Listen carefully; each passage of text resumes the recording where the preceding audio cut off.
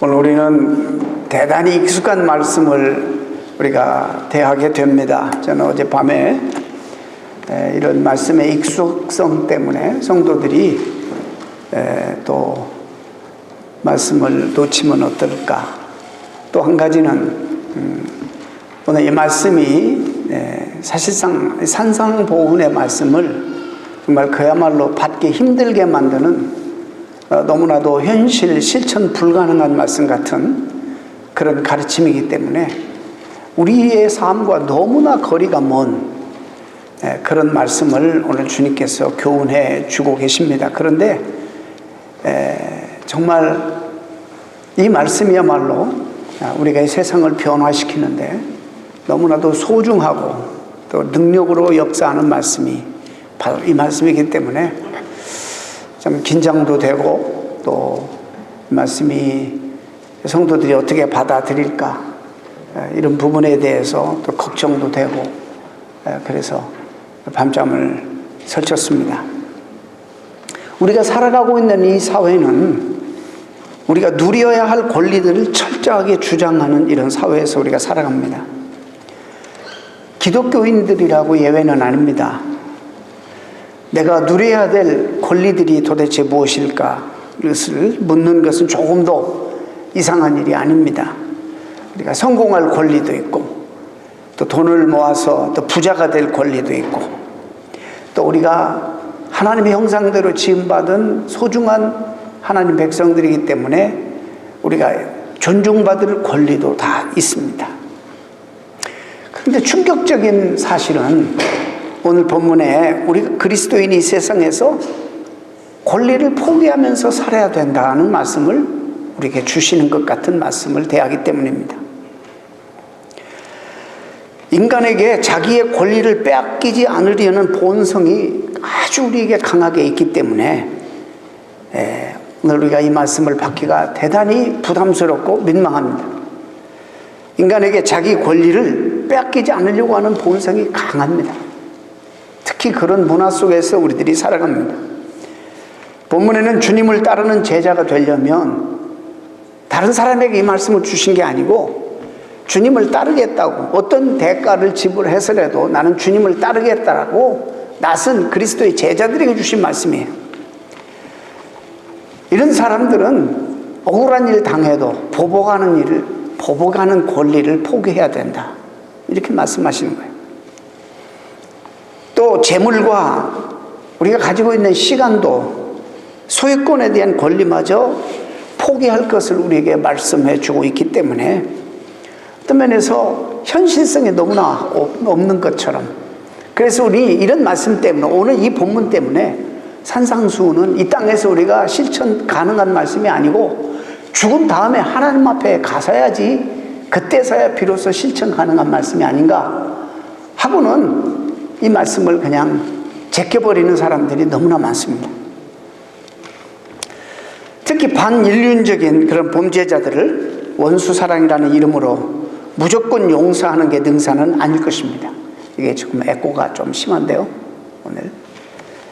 실제적으로 우리가 살아가는 세상 윤리에서는 원수사랑이 개입될 여지가 별로 없을 정도로 원수사랑이라는 것은 비현실적인 개념처럼 들립니다.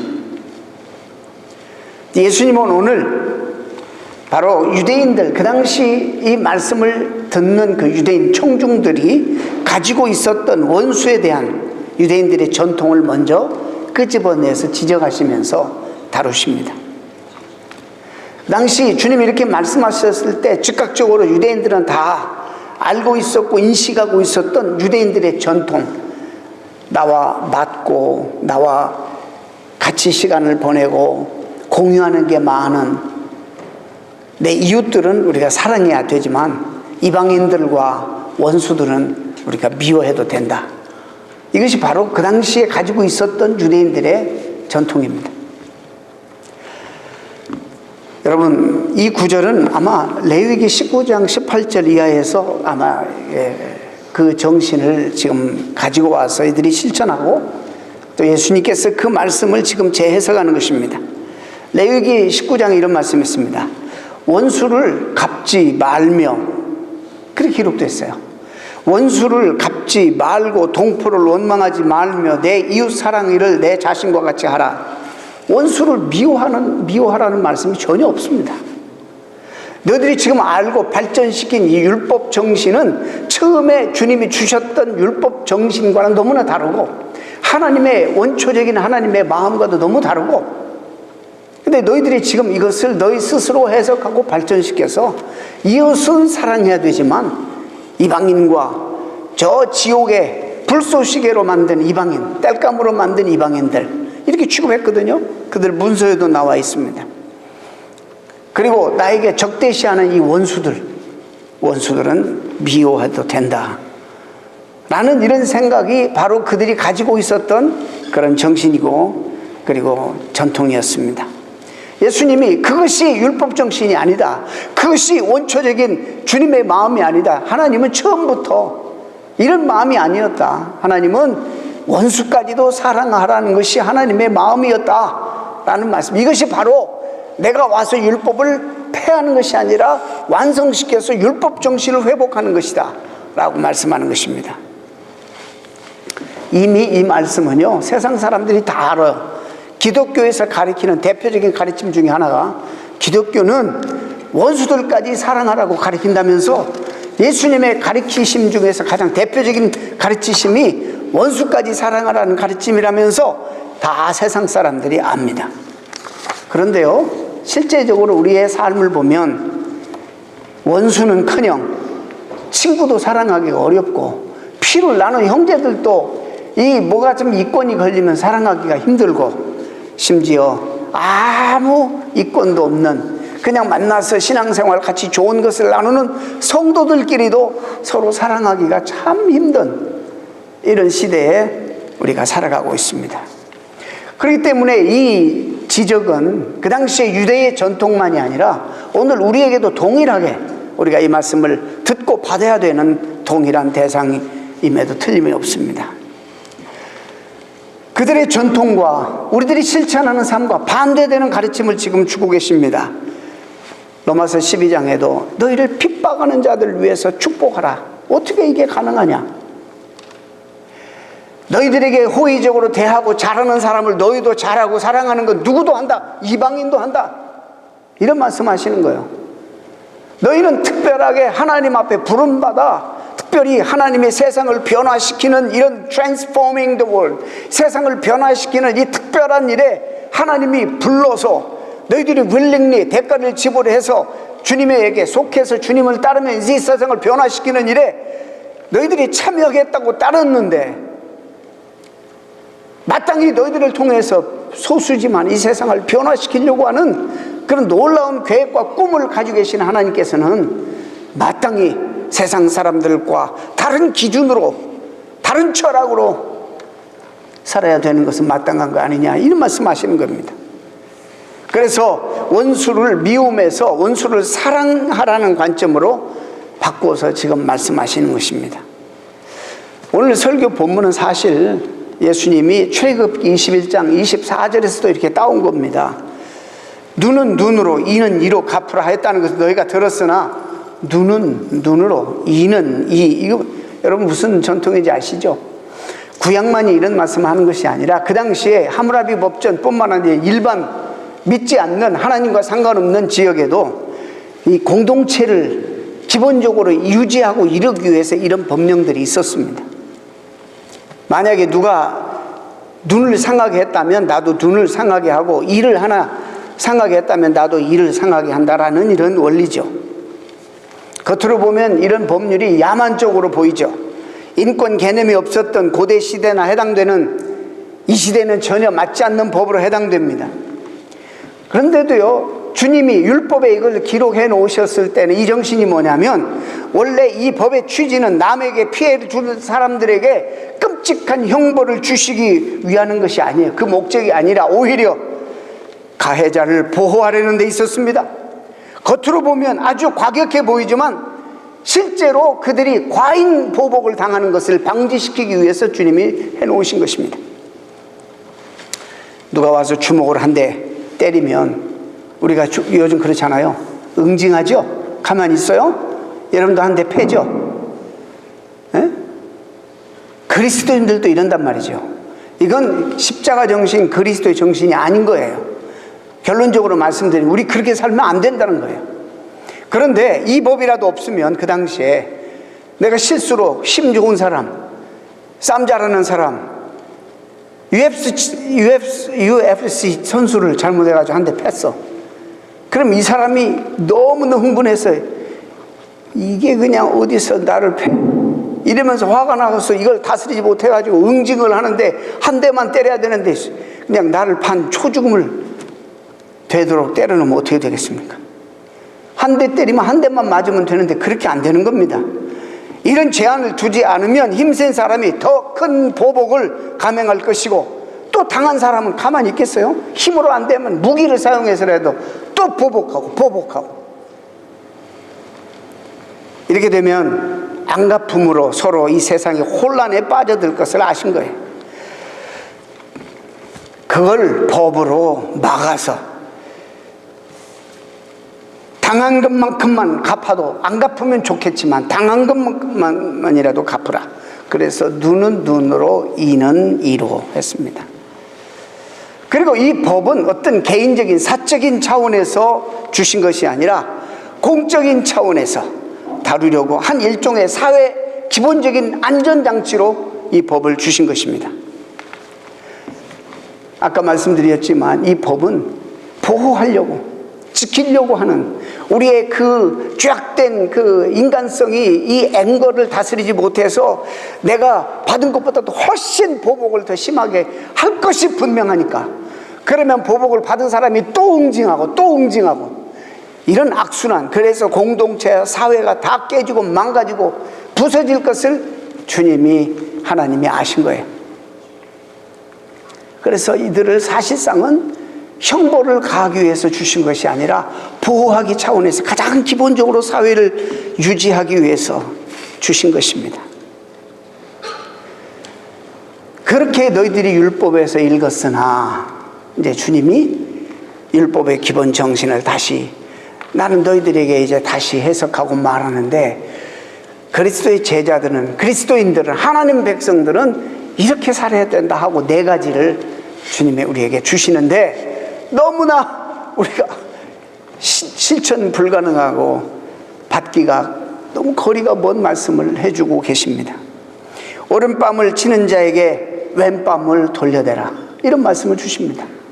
자, 이 오른손으로, 제가 오른손잡이요, 앞에 있는 사람 오른밤을 때리려면 어떻게 하는 거예요? 이렇게 때리면 이 사람은 왼밤에, 오른밤을 맞으려면 이렇게 쳐야 돼.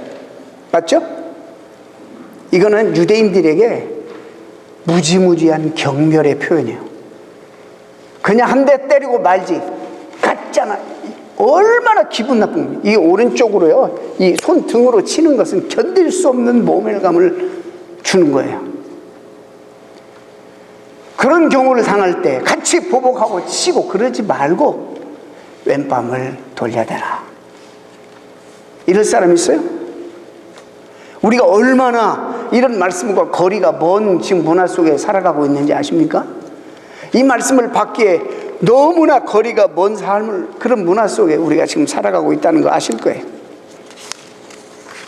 그래서 이 말씀이 현실에서는 지킬 수가 없고 죽은 다음에 하나님 앞에 가서나 지킬 수 있는 말씀이 아닌가라고 생각하고 이 말씀을 좋은 교훈으로만 받지 그냥 제껴버리는 사람들이 얼마나 많은지 모릅니다. 어떤 사람은 그냥 이 화를 다스리지 못하는 사람들이 있죠. 정당한 방법으로 문제를 해결하려고 하기보다는 먼저 폭력이 앞섭니다. 폭력으로 해결하겠다고 덤비는 사람들이 주변에 적지 않습니다. 자기 힘이 우세하다고 그것을 과신하고 함부로 휘둘러서 자기 마음의 욕구를 만족시키는 그런 악한 사람들이 주변에 많아요. 근데 그런 사람에게 우리가 응징하고 대들으면 싸움이 더 훨씬 크게 벌어지는 거예요. 한 대 때리면 왼쪽도 들이대는 이 방법이 그리스도가 세상을 변화시키고 바꾸는 방법이에요. 이것이 바로 너희들은 세상의 소금이다, 빛이다. 우리의 정체성을 세상에 드러내는 방법이라는 것입니다. 두 번째는 속옷을 가지고 싶어하는 자에게 겉옷까지 주라. 율법에 이렇게 말씀하고 있습니다. 여러분, 고대 사회에서 옷 한 벌 속옷이라 할지라도 마련한다는 것이 쉬운 것이 아닙니다. 그래서 가난한 사람이 옷을 저장 잡히면 해가 넘어가기 전에 빨리 주라고 그랬어요. 그 당시에도 그랬어요. 너무 가난해서 먹을 양식이 없어. 굶어 죽을 것 같아. 그러면 가서 옷이라도 저장 잡히고 양식을 살 수밖에 없었어요. 이거 비열하잖아요. 먹고 사는 생명과 관계되는 일로 양식이 없어서 옷을 잡혔는데 안 주는 거예요, 옷을. 그래가지고 이것을 빌미로 겉옷까지도 욕심을 내는 사람들이 있어요. 여러분, 이 겉옷은 이들에게 사막성 기후에 일교차가 심한 그들에게 이 겉옷이라는 것은 이불과 같은 거예요.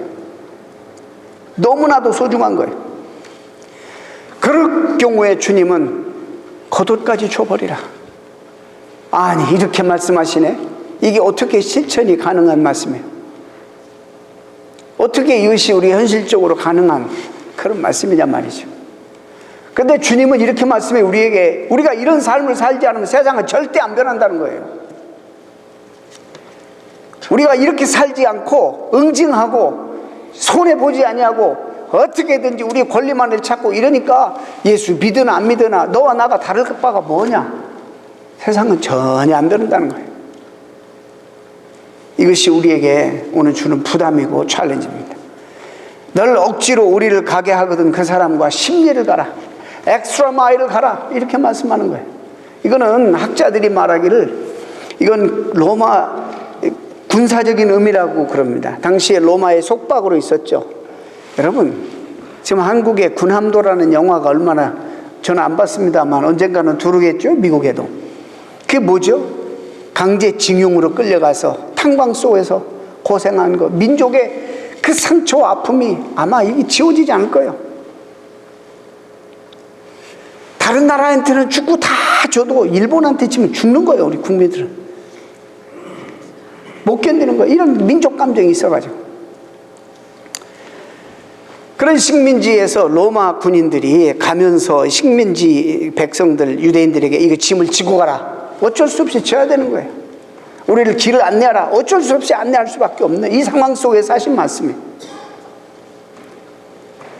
근데 당시에 여러분, 유대 혁명 지하운동 단체들은 절대로 이런 일들을 거부하라고 가르쳤습니다. 왜냐하면 그런 것을 협조하면 매국 행위 때문입니다.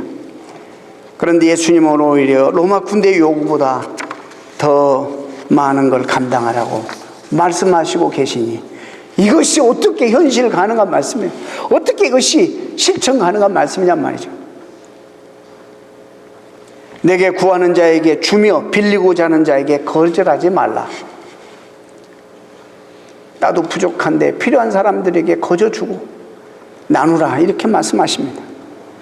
우리가 세상 속에서 서로 관계를 맺고 살아갑니다. 주기도 하고 받기도 하는 관계.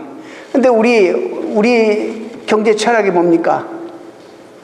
주는 것은 어떻게든지 조금만 주고 받는 것은 어떻게든지 많이 받으려고 하는, 조그만 소액을 투자해서 어떻게 많은 것을 수입을 올리려고 하는, 최소의 투자로 최대 효과를 내는 경제 원리가 이 시대의 경제 원리고 이 시대의 철학이에요. 그런 우리에게, 우리 관계 속에서도 받을 것은 꼭 기억하지만 줄 것은 잘 기억을 못하잖아요. 이런 시대 속에서 주님 말씀하시는데 다른 이의 필요를 거절하지 말라는 겁니다. 여러분, 절대로 실천하기가 쉬운 말씀이 아닙니다. 여러분, 우리에게 이미 유명해진 목사님 한 분이 계세요. 미국의 최대 교회를 지금 사역하고 계시는 한국의 긍정의 힘이란 책을 쓰시고 잘 되는 나, 이런 저서들을 통해서 이미 많이 알려진 조엘 오스틴 목사님. 미국의 정말 대표적인 목사님 중에 하나고 정말 휴스턴 지역의 시장보다도 유명한 사람이에요. 근데 이 사람이 목사님들에게 오늘날 많은 비판을 받아요. 왜냐하면 번영신학, 성공신학, 기복신앙을 자꾸 가리키기 때문입니다. 그러니까 오해를 많이 받는다고 인터뷰에 나와서 자기가 번영신학을 가리키는 것이 아니라 우리는 어떻게든지 복을 우리가 받아서 이 축복의 통로가 되어 다른 사람들을 복되게 하고 다른 사람들을 유익하게 하자는 것을 지금 전하고 있습니다. 우리가 뭔가 있어야지 나눌 수 있지 않습니까? 그래서 저는 그걸 강조할 뿐입니다. 그래서 어떻게든지 우리 존재가 다른 사람들에게 복이 되게 하는 그런 복음을 저는 전하고 있습니다. 그럴 뿐입니다라고 강조했어요. 그 인터뷰가 소개된 지가 얼마 안 됐는데 여러분, 지난주에 휴스턴에 큰 태풍이 몰아쳤습니다. 물폭탄으로 인해서 휴스턴 지역 주택이 침수되고 주민들이 갈 곳을 잃은 상황이 벌어졌습니다.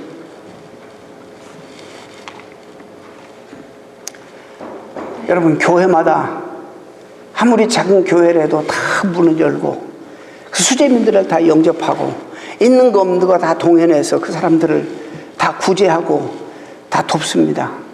심지어 여러분, 모슬렘 모스크도 열었습니다. 열어서 수재민들을 다 받아들이고 그들을 돕고 그들을 섬겼습니다.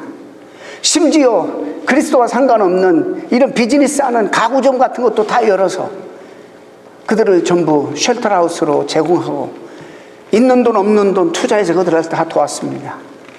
그런데 그 유명한 레이크우드 처치가 꽁꽁 문을 걷어 잠그고 주일 예배를 캔슬하고 접근 불가 지침을 내려놓았습니다. 이게 사회적으로 큰 눈총을 받게 됩니다. 16,800석의 레이크우드 교회는 8월 27일 예배를 취소하고 문을 닫아버렸습니다. 이후에 오스틴 목사는 28일 새벽에 자신의 트위터를 통해서 그 상황 속에 전부 정말 올 때 갈 데 없는 많은 사람들, 정황이 없는 죽고 사는 문제 때문에 당황하는 사람들에게 하나님은 우리에게 평화를 이해할 수 있도록 약속했습니다.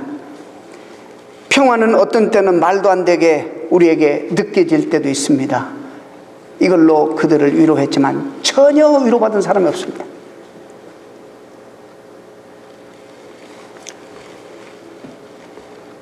CNN의 논객이 데니 더럴이라는 사람이 당신은 왕처럼 군림하면서 최고의 부자로 경비행기까지 운영하면서 많은 사람들에게 돈을 그토록 거뒀으면서 어떻게 이 위기 상황 속에 이럴 수 있느냐 비판했습니다. 여러분, 말하기는 쉽습니다. 우리가 오늘 이 말씀을 모르는 사람 없습니다. 실천하기는 너무나도 힘든 말씀입니다. 우리가 너무나도 지금 먼 세계에 와 있는 것입니다. 우리는 너무나도 딴 세계에 지금 살아가고 있습니다. 그리스도인들이 오늘날 이 세상을 변화시키지 못하는 것은 너무나 권리만을 주장하기 때문입니다. 전혀 양보가 없습니다. 이런 소문이 퍼지자 오스틴 목사님은 그제서야 문을 활짝 열었습니다. 교회 안에 물이 찼고 구물자 수집과 배분으로 분주했습니다. 도움의 손길이 필요한 이재민에게 결코 문을 닫지 않았다고 변명했지만 바늘은 지금까지도 싸늘합니다. 누구를 비판하려고 하는 얘기가 아니라 우리가 안다는 거하고 이게 실천한다는 건 separate matter. 이건 완전히 다른 겁니다.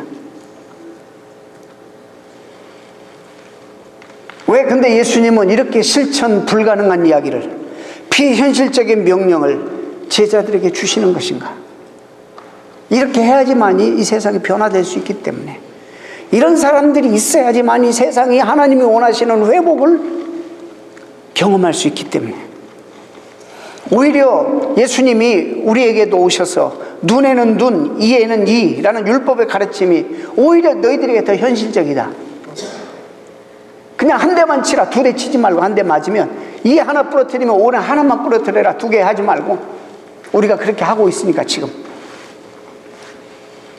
개인들도 국가들도 그렇게 살아가고 있고, 우리가 지금 치열하게 세상 속에서 경쟁하며 양보하지 않고 살아가는 우리들이기 때문에, 내가 누굴 피해 줬습니까?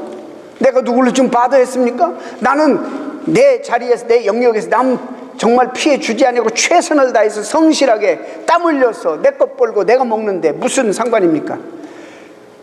주님은 이렇게 말씀해. 그러니까 세상은 소망이 없다는 거예요. 그리스도인들마저도 그러니까 이 세상은 변화가 없고 소망이 없다는 거예요. 우리는 달리 살아야 된다는 거예요.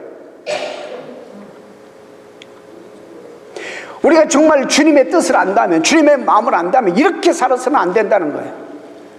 내 자신 안에 갇혀가지고 내 권리만을 주장하고 살아서는 안 된다는 거예요. 주님은 우리의 무엇을 꿰뚫어 보시고 이 말씀을 주셨는지 우리가 알아야 합니다. 눈은 눈으로, 이는 이로, 원수를 미워하고 이웃만을 사랑하는 세상의 이치, 결국에 우리 사회를 파괴하고 우리 인간들의 영혼들을 파괴하고 이 세상을 지옥으로 만들어가고 있기 때문입니다. 우리가 지금 그런 세상을 만들고 있습니다. 겉으로는 이게 정의처럼 보여지지만 정의가 아닙니다.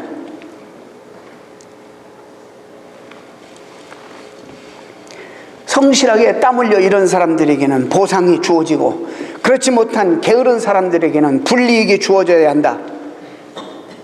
우리가 지금 이게 상식이죠. 우리는 누구가 내 편이고 누가 내 적인지를 알아야지 내가 손해보지 않고 살아간다. 여러분, 이런 이치에만 길들여지면 결국에 얼마나 위험한 세상을 만드냐면, 내 편은 그들이 무슨 일을 해도, 사회와 공동체를 허무는 일을 해도 우리는 얼마든지 너그럽게 이해하고 나갑니다. 그게 우리 민족에게 너무 강합니다. 좋게 보면 온정주의, 나쁘게 보면 패거리주의입니다. 우리 말 가운데 우리가 남이가 무서운 말입니다. 여러분, 우리 편이면 무조건 잘한 것으로 밀어붙입니다. 일반적으로 누가 그렇게 사는지 아십니까? 조폭이 그렇게 삽니다. 조폭. 우리가 지금 조폭 수준으로 사는 거예요. 그렇게 산다면. 우리 편이면 무조건 용납이 되고 다 이해가 되고.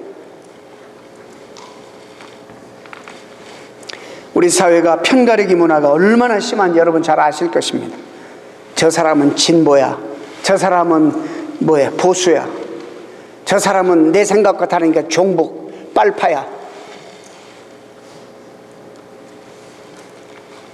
이런 눈으로 사람을 봅니다. 한 나라의 지성인들과 지도자들이, 그리고 정치인들이 이런 시각으로 세상을 보니까 그게 나라 철학이 되어버리고 세계관이 되어버린 것입니다. 네 편, 내 편 가르는 방식으로 사회가 작동되면 다 죽습니다. 이 세상에 소망이 없는 것입니다. 영혼들이 피차간에 심각하게 손상되고 서로 불신해서 치열하게 다투고 싸움밖에 남는 것이 없습니다. 하나님의 통치와 다스림을 받고 살아가는 사람들마저도, 믿는 사람들까지도 이런 세상 원리로 살아가고 있기 때문에 세상에 소망이 없고 변화가 안 된다는 것입니다. 오늘 본문에서 주님이 그래서 원수를 너희들이 배척하지 말아라. 세상 사람들이, 자연인들이 하는 짓이고 너희를 핍박하는 자를 너희는 축복하라. 이래야지만 이 세상에 소망이 있다. 너희에게 잘하는 사람, 호의적으로 대하는 사람, 너희가 잘하는 것은, 이것은 내추럴. 제가 언젠가도 말씀드렸죠. 이건 성경에 이방인들도 그렇게 해요. 짐승도 해요. 자기에게 잘하는 주인에게 잘해요. 우리는 오히려 주님이 우리에게 거는 기대가 크기 때문에 사랑하라고 말합니다. 자, 오늘 이 말씀 앞에 이게 현실적으로 불가능합니다. 너무 거리가 멉니다. 그럼 어떻게 하실 겁니까? 주님이 우리에게 주신 이 진리의 말씀, 우리가 어떻게 할 겁니다? 이거 제껴버려요? 이그노해요? 어떻게 할 거예요, 이 말씀은?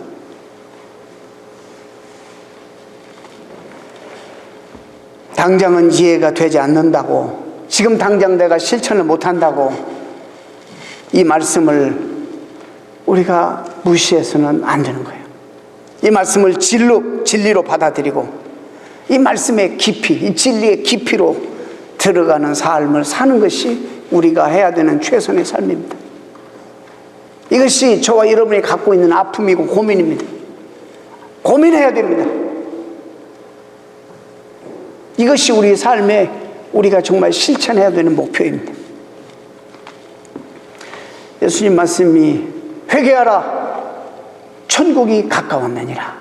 하나님 나라가 가까이 왔으니 회개하라는 이 말씀이 무슨 말씀이에요? 쉽게 말하면 오늘 이 말씀과 연관해서 나에게만 집착하고 이기적으로 내 권리만을 주장하는 이 삶에서 내 삶을 좀 열어라. 하나님을 보고 세상을 향해서 넓게 보고 좀 열어라.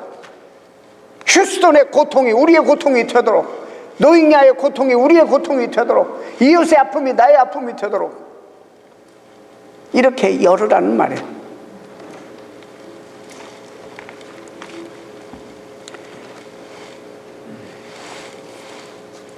우리의 삶에 제일 소중한 것이 무엇일까? 먹고 사는 것 참 소중하죠. 목숨과 관계되는 거니까. 저는 이제 한 예로 이 숨 쉬는 게 소중하잖아요. 숨 쉬는 게 참 소중해요. 근데 이 숨만 쉬어서 됩니까? 우리가 다른 것들 많이 해야 되잖아요. 오락도 해야 되고 여가도 즐겨야 되고 많은 일 해야 되잖아요. 그런데 숨 쉬는 것만큼 중요한 게 없어요. 오락은 안 해도 우리 안 죽어. 이게 맞는 표현인지 모르지만 숨 쉬는 것만큼 중요한 게 없어요. 여러분 마찬가지로 이 숨 쉬는 것처럼 하나님의 통치를 받는 것이 이렇게 중요할 수가 없어요. 하나님의 지배와 통치와 생명 되신 주님과 연결되어서 살아가는 것만큼 중요한 것은 없습니다. 숨에 집중하듯이 하나님의 통치와 다스림에 집중하는 사람은 그들의 삶은 전혀 다른 차원에서 삶을 살아가게 된다는 이런 말씀일 것입니다. 자기중심적인 삶에서 하나님 중심적인 삶으로. 그래서 주님은 지극히 죄악되고 자기밖에 모르는, 자기 권리밖에 모르는 이기적인 죄인들에게 회개하라고 외칩니다. 그리고 이제 하나님의 가슴을 품고 하나님의 통치와 다스림을 가슴에 품고 살아가라고 말씀합니다. 우리가 예수 믿은 지가 오래되는데 적지 않은 세월 예수 믿었는데 아직도 자기에만 집중하고 있는 분이 너무 많습니다. 어쩌다가 이렇게 개인 구원에만 우리가 집중하게 되었는지 몰라요. 하나님의 나라 그러면요, 그 표현이 나 밖에 다른 하나님이 다스리는 세계를 보라는 그런 의미예요.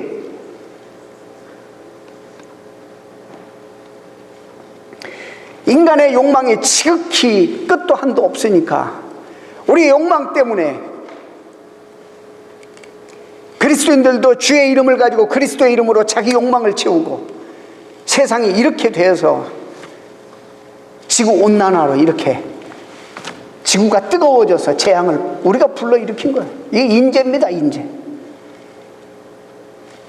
어젯밤에 올랜도에서 목회한 우리 교단의 목사님이 카톡을 보냈어요. 거기 올랜도 지금 태풍 때문에 마이애미도 아니고 키웨스트도 아니에요. 올랜도인데 예배 못 드립니다.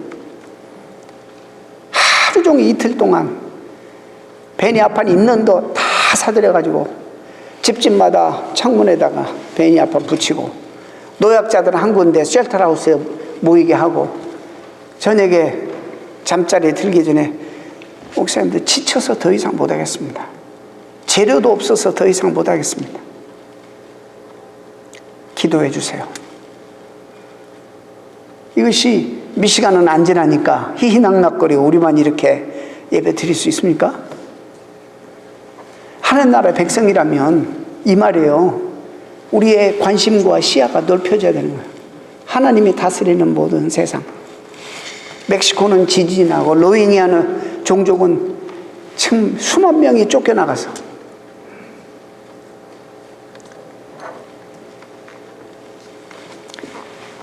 제임스 보이스 목사님이 하신 말씀을 좀 전하고 말씀을 마감합니다. 이렇게 말했어요. 자연인은 예수님 믿지 않아도 옳고 그름, 정의와 불의에 대한 자기 나름대로의 표준을 설정해 놓고 그 표준들을 지키기 위해 노력하고 삽니다. 이렇게 말, 우리가 의로워지려고 스스로 노력하면서 다른 사람에게까지 의를 요구하는 것만큼 기독교인의 삶에 해를 끼치는 것은 없다고 말합니다. 이런 사람들은 언제나 옳고 그름, 누가 옳고 무엇이 옳고 그르냐 하는 문제로 늘 사로잡혀 있습니다. 우리는 과연 정당하게 대접을 받고 있는가, 부당하게 대우를 받진 않았는가 늘 물으면서 우리의 행위를 정당화시키기도 하고 비판하기도 합니다. 그러나 우리의 판단 기준은 그와 같이 되어서는 안 된다는 것입니다. 우리의 관심의 핵심이 언제나 옳고 그름이 아니라 우리 그리스도인들은 어디서부터 출발해야 되냐면 하나님의 은혜, 십자가에서부터 출발해야 된다는 거예요.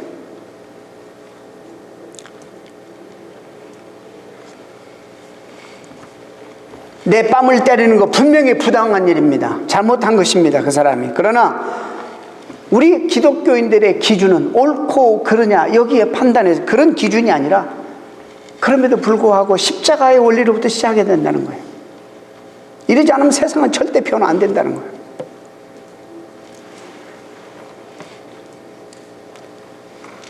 포도원 품꾼 비유 가운데서 어떤 사람은 하루 종일 일하고 어떤 사람은 1시간 일했는데 같은 임금을 받아요. 이 세상 속에서는 정말 이건 부당한 일이죠. 주님이 이렇게 하면 하나님 나라의 기준은 아니라는 거예요. 내가 너에게 약속한 거 일당을 주었는데 뭐가 불평이 많으냐? 내가 누구 약속 어겼더냐? 네가 받은 거 받고 가거라. 내가 내 것을 가지고 1시간 일한 사람, 일 안 해도 주고 싶은 사람 주는 게 내 뜻이 아니냐? 이게 하나님 나라의 원리입니다.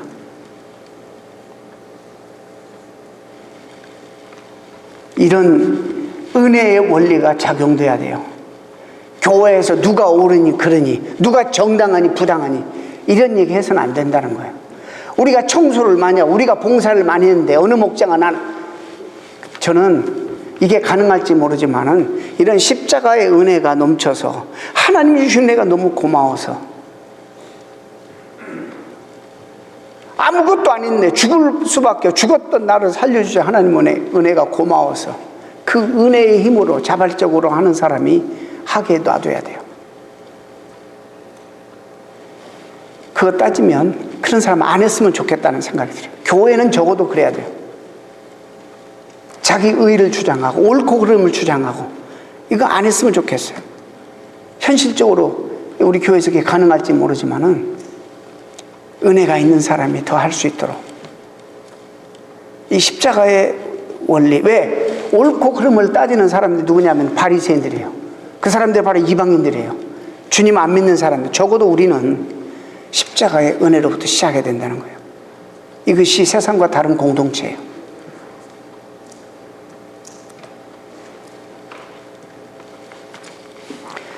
오늘 본문은 우리가 감당할 수 없는 고도의 윤리 지침에 대한 요청이 결코 아닙니다. 우리가 그걸 그렇게 받아들이면 오늘 말씀이 우리에게 무거운 짐이 되는 거예요. 실천을 못하니까. 하나님이 하게 하실 때 우리는 할 수 있는 거예요. 내가 하는 거하고 하나님이 하게 하시는 거하고는 다른 거예요. 이런 은혜가 우리에게 넘쳤으면 좋겠어요. 우리가 하나님의 은혜로 살아가잖아요. 우리가 잘나서 지금 이러고 있어요? 하나님의 은혜로 살아가는 거예요. 그래서 그 은혜의 소중함을 아는 사람들이 앞서서 하면 돼요. 불평하지 마시고 안 해도 돼요. 봉사도 헌신도 섬김도 이런 은혜가 있는 분들이 앞서서 하시는 그런 천국 공동체가 되기를 소망합니다. 기도하겠습니다.